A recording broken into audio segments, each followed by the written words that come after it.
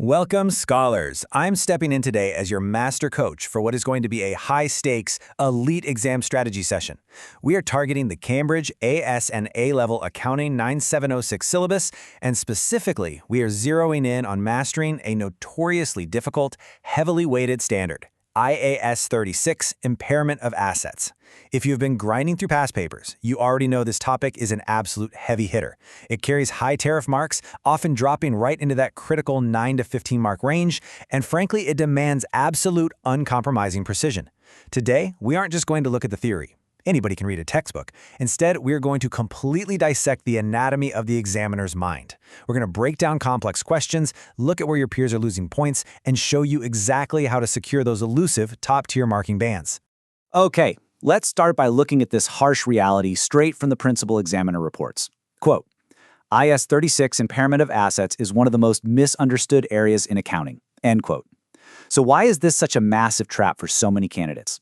Well, examiners consistently note that students struggle with interpreting complex text and data under time pressure. It is not just about knowing the basic definition of an impairment loss. The real test is about navigating a dense, complicated scenario, pulling out the carrying amount, calculating the recoverable amount, and knowing precisely which value to use. When the clock is ticking and the pressure is on, candidates just panic. They lose their structural precision, they abandon their strategy, and they leave incredibly easy marks on the table. We are going to fundamentally fix that right now. Here is our syllabus for today's masterclass.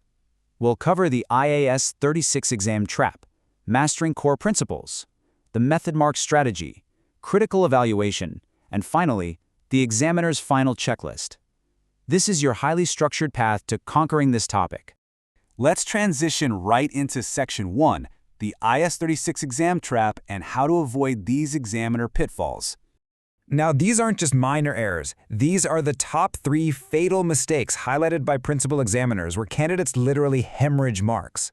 Let's break down the command word anatomy here. First, vague answers lacking specific details. Simply stating the asset is impaired is a complete waste of ink. Examiners want the exact specific details. If the command word is analyze, you have to identify the precise trigger for the impairment and the exact standard applied. Second, poor format and presentation. Accounting is a professional skill, guys. If your calculations are scrolled haphazardly across the page without clear headings, the examiner simply cannot award you professional marks. Third, answers lacking specific context. This is huge. Imagine 2 students studying together. Let's call them Alex and Sam. Alex is highly technical, nails the formulas, but gives a generic answer. Sam is a creative thinker, writes a beautiful paragraph, but totally forgets the specific business scenario. If the prompt is about a company that manufactures custom machinery, your answer must relate specifically to custom machinery, not just a generic asset. You must view these 3 warnings as strict constraints to avoid at all costs. Moving on to Section 2. Let's start building the theoretical architecture required to master these core principles. This right here is the leap from an average candidate to an elite one, moving from isolated knowledge to cross-topic integration. The theoretical foundation of IAS 36 rests on precise definitions and causal relationships. But here is the secret, straight from the examiner reports. Candidates who reference cross-topic connections achieve significantly higher marks. What does that actually mean in practice? Think back to our hypothetical students debating a practice essay. Alex pushes for a purely factual approach, just calculating the impairment. But Sam argues for a broader perspective, connecting the dots. Sam is right here. Don't just talk about IAS 36 in a vacuum. How does the impairment loss affect the statement of profit or loss? How does it impact the revaluation surplus under IAS 16, property, plant, and equipment?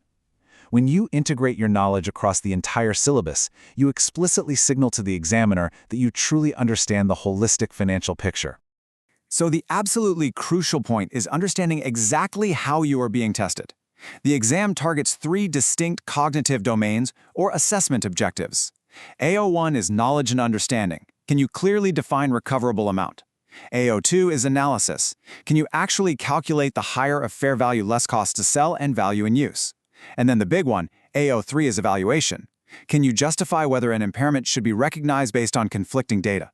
Successful candidates must demonstrate competence across all 3 of these domains.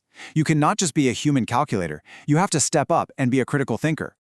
Let's shift gears to Section 3, the method mark strategy. This is all about flawless execution and procedure.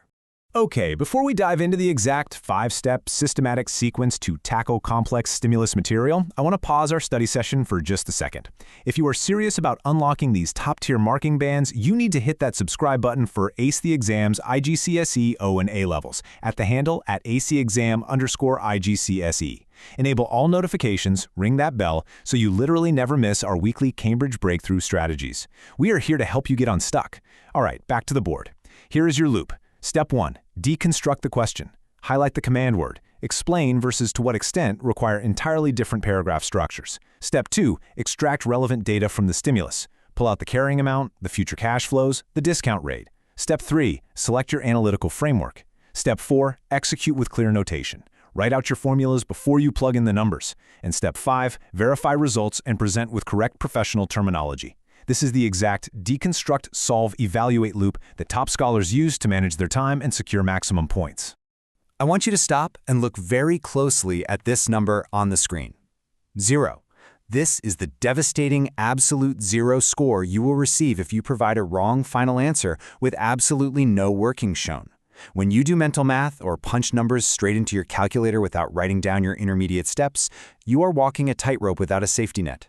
If you make one tiny calculation error on a massive 10-mark question and just write down the final wrong number, you lose everything. 0 marks. No debate. Which leads us perfectly into this massive examiner alert. Method marks save you. Always, always show you're working. This is your ultimate safety net on exam day. In Cambridge accounting exams, marks are heavily awarded for the actual process. If you clearly show your formula, properly extract the data, but make a silly, small arithmetic error at the very end, the examiner will still award you the vast majority of the method marks just for your clear notation and logical process. Write it down. Make your thought process completely visible to the person marking your paper. Let's transition to Section 4, Critical Evaluation. This is the climax of our explainer, where we unlock those top-tier bands. To hit the highest order assessment objectives, that AO3 domain we talked about earlier, you have to make a cognitive leap. Let's do a quick mental workshop here.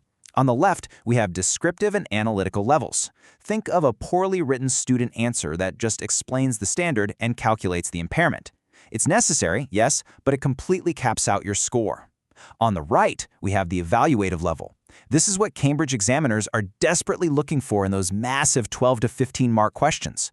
Evaluation demands that you weigh alternatives, compare different approaches, and most importantly, make fully justified recommendations. You aren't just stating facts anymore. You are passionately arguing a perspective based entirely on the data provided. So how do you actually write an evaluative paragraph without getting stuck? You need to deconstruct the quality of evidence by explicitly addressing these 4 things. 1. Identify limitations in the data. Is the estimate of future cash flows highly uncertain? Say so.